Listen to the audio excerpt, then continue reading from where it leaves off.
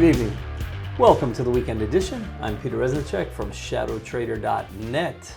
Kind of a back and forth this week, which ended up higher, but not before giving a technical signal to the downside that then failed in a major fashion. So I'm going to keep this pretty concise this week.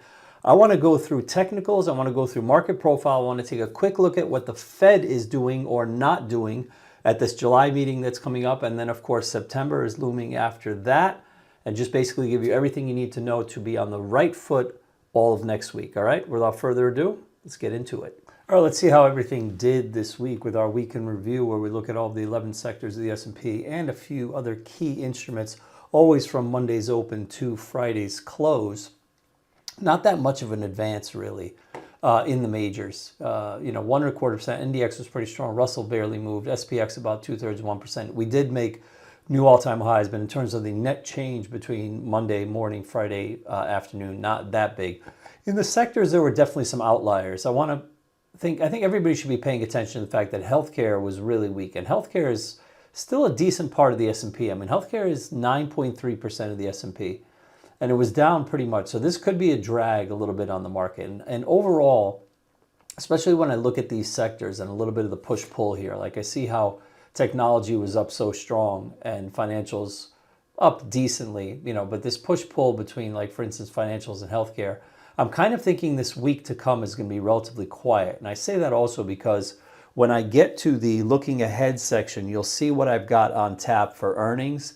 And there's definitely a little bit of a quiet period before it ramps up again in the last week of July, which is where we get most of the Fangman plus T. Like, we've only gotten Netflix so far, but we get a lot of it at the end of the month. So something to keep in mind. And then I think the other outlier here that could also be setting up a potential trade is the fact that energy was down so much. It really got kind of smacked, down 3%. That was one of the outliers. Metals and materials, rather, of which metals is part of it, down about 1%. And over here, the usual collapse in volatility. Gold just has been very, very choppy here. It's kind of been there's like a wedge pattern forming, and it's just not ready to break out. And obviously crude is down quite a bit because that's tying in with the energy prices being down.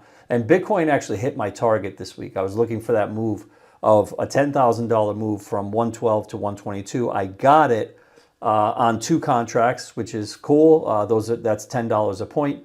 With the 2 contracts, I sold one at my target at the 10,000 point target, and I'm still holding the other. And we'll see if it holds the 8 EMA here. It's just been a little bit choppy, so maybe Bitcoin is building another base up here.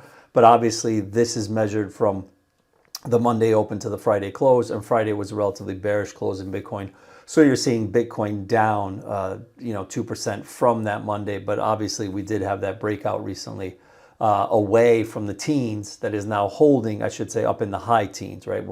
We're now ranging more between approximately 117 and 125-ish or whatever, as opposed to the lower range that we were, okay? So that's basically our week in review. Again, when I present this data, you kind of want to look at the outliers. So you want to be looking for 2 things. You want to be looking at the outliers to see where there may be a trade, which I think in this case could be healthcare stocks might be a little bit weak. Energy stocks might be a little bit weak. Money flowing into tech and financials, etc. And then you also want to be looking at this as kind of a confirmation, market internal, if you will, of how the market is doing under the hood. Like, right, basically, like, what's powering the market forward? Does it have legs to stand on? Is it going to be more of a, was it more of a choppy week, or was it more of a week where all the sectors were really hitting on all cylinders and everything was pulling in one direction, right? So that's basically why I present the week in review each week and what I think you should be taking away from it. All right, let's get into some technicals and what's really going on here. This is the S&P daily. And like I was saying in the intro, new highs, new all-time highs. However, not before a major fake out here in terms of this bar right here, which was the Tuesday bar. And I say there was a fake out for a number of reasons, because I was focusing on potential, at least, that this market could go lower, because I felt like you had a sort of test of the 8 EMA here, and then 2 definitive tests here, right, in late last week. And then what happened here on Tuesday is you gapped up high, but sold off, creating like a bearish engulfment. So I would even call this like a buyer's shut off, because a buyer's shut off is a term that I coined a long time ago when one red bar takes back the movement of multiple green bars. It's kind of like an engulfment. And this is that as well. But the traditional way to look at it is definitely a bearish engulfment, where you have, I mean, there's a little bit of this range that's not in there. But basically, when I see a bar like that and I see multiple bars inside of it, in this case, there were 4 days inside of it, and it parks itself right on the 8, I'm thinking it should be lower. And then this is the day, basically, the next day, which was Wednesday, is when the president went back and forth on firing Powell, and then I think seeing that the market had a negative reaction to it, quickly,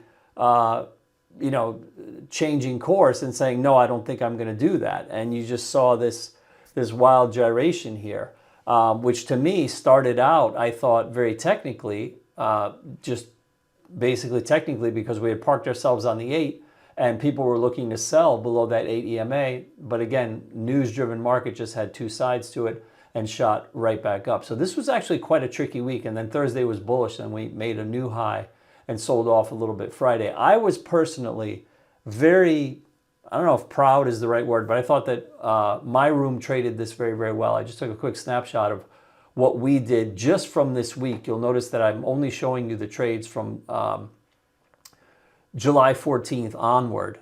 And we had a great trade in Coinbase, which was very bullish. We had fantastic ratio spreads here that we bought for $1.50 and then sold for $4.50 and 11. And they went much higher. In my personal account, I was selling some this morning for like 17. We were officially out at 11 because I always like to be far more conservative with everybody following me than I am myself. I'm willing to hold on longer and take a little bit more risk. And so we were out still at a huge multiple of cost, but that's not really what's important, because I always say this over and over when I do these programs, and this is basically what I preach all the time to all the folks in my room, is that the winners really mean nothing. It's how you comport yourself when you're wrong about the losers. And this was a week where, to be honest with you, when I saw that 8 EMA signal on that big bar that parked itself right there, we put on a short trade. I mean, no doubt about it. We did risk reversal SPY to the downside, which you can see here. Look, it's selling calls and buying put verticals, basically. And then at the same time, we were long on Disney. And I'm thinking to myself, well, shoot, most stocks are going to follow the market. Disney is not something that's going to act independent of the S&P. And, so I closed that relatively quickly for a small loss. Because, when I saw how that bar parked itself, not only, started adjusting Disney and ended up closing for a small loss, but also got into that S&P bearish. And not for nothing, but look at how the S&P turned out. I mean, obviously, the timing was dead wrong. We went down a little bit and then shot up hard and then went up hard the next day. And because I was able to make some pretty creative adjustments, and you should, new people, I think if you're into options and you really want to take your options game to the next level, you should probably pause this video and just reverse engineer everything I did here, because I'm giving you the whole blueprint here, and I've even told you exactly what I'm doing right here. So you may want to check that out, and that could be of help to you. And then Circle was another kind of crypto-ish trade. I know it's like stable coins, whatever. We had a decent trade there. And then this is the stuff that I have on for next week. If you can check out some of that stuff. I'm actually kind of switching slightly back to bullish. I do like Meta. I'm not going to be doing a number one draft pick in this video, but if I had to do one, I think it would be Meta, because they're going to report at the end of the month. And they've just been coming down in kind of a halting manner with a couple of reversal bars. So we did put on a debit butterfly there. Brought in some nice credits in Netflix on some really wide ratios, because just the fact that they reported today had them pricing the out-of-the-money calls back at the all-time high at the 1350 level. To me, they were just priced ridiculously, and they were just begging to be sold. And so I like to do that in a ratio spread, because I bring in credit initially, and then hopefully the stock will move up and the spread will expand. So I'll take in a credit and I'll close for another credit. I've done that millions of times, and it works out really, really nice. And I've got something bullish going on in Lulu as well, and also APP, but a relatively small trade. We only put on 1 unit there, and we haven't built on it as of yet. So that hopefully, I'm hoping that showing you this can be of help to you, not only, like I said, to reverse engineer how I handle myself when I'm wrong on direction, but then also looking forward. And some of this may be of interest to you, right? I mean, especially the Meta. I think Meta is looking very interesting here, and maybe some of these other trades, who knows, you may want to try them out. And just also as a heads up, we're pretty excited this week because it was our 2000th trade. So that's also kind of why I wanted to spend some time on this snapshot. We've actually done 2,000 trades now in the weekly options room, and we're still kind of chugging to, always sitting at our high water mark or very, very close to it for profits every single month. And I'm going to be coming out with an email on that shortly, so watch your inbox on that. And hopefully, not hopefully, I'll just give you a little teaser, doing also a little Christmas in July sale. So if you want to trade with me, or if you want to trade with any of the other pros that we have in the live trading suite, there will be some discounts coming soon. So please watch your inbox before the end of the month. Now, all that being said, coming back to the charts, I don't foresee a whole lot happening. If you recall, in a previous section of this program, I said that we are going to be in a situation now where important tech earnings are coming at the end of the month. We only got Netflix thus far. Netflix actually down pretty much, and I think was weighing a little bit on the market today. This was Friday because they reported last night, and they're down. All this stuff that I talked about in last week's video is now in play. I have not sold any puts as of yet because of the way the stock acted, but I still want everybody to pay attention to this stuff. The 15% decline level, the 20% decline level, and 25% decline level. I think all of this could be ripe for some put sales and bring in some premium, and then allow yourself to be put the stock if there. So I have those upside call ratios for credit thus far, just because I couldn't resist myself. The premiums were just very, very rich. And my short risk is here, back at the all-time high within 1 week. And I just don't see this turning around and going there. But if it was to turn around and it goes somewhere partially, like halfway there even, or whatever, my spreads are going to explode. I received a 60-cent credit and a 40-cent credit or whatever it was, and that's going to go to dollars if we turn around back up there. But let's just get back to the broad market real quick. Again, I just don't foresee too much happening. And because we've been riding this 8 EMA, and then we also had this fake out below the 8 EMA, what else could be your important line in the sand? You have to just keep watching the 8 EMA. That's basically it. I'm just going to stay with that in the S&P. And if we lose that, then and only then do I think there could be somewhat of a move down. And I'm not even calling for a big move down. I'm just thinking to the 21, that maybe we test the 21 and that's going to be a trade. Remember, the way I look at the markets, as you know, it's in short bites. I'm not sitting down to a gigantic buffet that's going to take me, a year to eat or whatever. I'm taking a bite and taking another bite, and I'm nibbling here and I'm nibbling there, and I'm grinding it out. And I'm basically pretty good at short-term direction, and I'm not really interested in where the market's going to be a year from now. Everything is broken down for me into 1 week periods, and that's why I trade weekly options almost exclusively, and a little bit of futures here and there, because that's also very, very short term. But that's basically it, how I see things. So I'm kind of expecting more of the same coming into next week, and maybe we just kind of grind it out, and then we see what we're going to get in terms of those FANG earnings in the last week of July.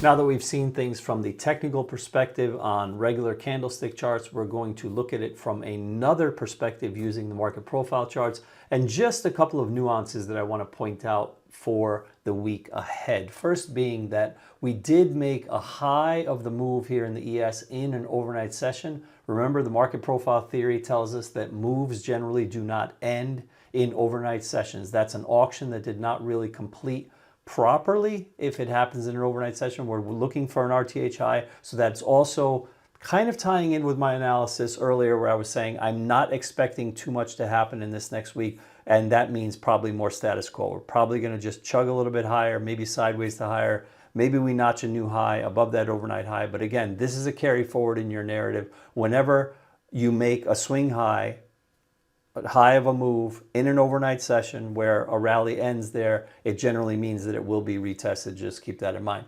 Secondly, we closed with a poor low.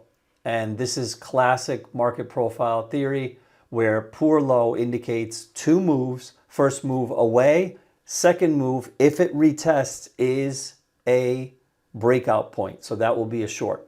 I'm not saying it could be a big short. I don't know what kind of short it could be. It could be 3 points lower and then turns around. I'm just saying that this is structure in the profile that needs to be repaired because on the low, it's just not proper. This is not the way that it should look. All the profiles should have excess on both sides where there's some capitulation on the bottom and also on the top. We call that excess. This profile does not have that, so hence we call that a poor low. Okay, so keep that in mind. Notice that there's only one tick of excess here. So that's basically the other piece that I think you should carry forward in your narrative for next week. Basically, that overnight high not being the end of the move and this poor low. So you're going to be watching for this. I'll be talking about it for sure in the Peter's Pre-Market Perspective, which comes out every morning. Everybody who's in the live trading suite or my weekly room gets that for free. Hint, hint. So if you're interested, if you sign up for either of the rooms, I do send you my morning video for free. And this is definitely something I'm going to be talking about early next week, that I'm going to be carrying forward this poor low. And then if I do see price action anywhere near it, I'm going to be watching for a breakout lower and then monitoring for continuation and seeing how it happens. What could be a tell next week, and hopefully this will be helpful to you, is that you see this poor low and it should get broken. But if we break that poor low, that means that we have then moved out of balance or out of range. Balance has a number of different definitions to it. There's balance in the bigger picture where you might have 5 days going sideways that have equal highs and equal lows. That's a balance area, which sets up the balance rules. But on a day-to-day basis in the profile, we use that term balance simply to imply, are we opening or trading inside of the prior day's range or outside of it? If we're trading inside of the prior day's range, we tend to say we are in balance. If we're trading outside of that range, we're out of balance. If the market moves through that poor low to repair it, it's going to be trading out of balance and it's going to be making a new 2-day low.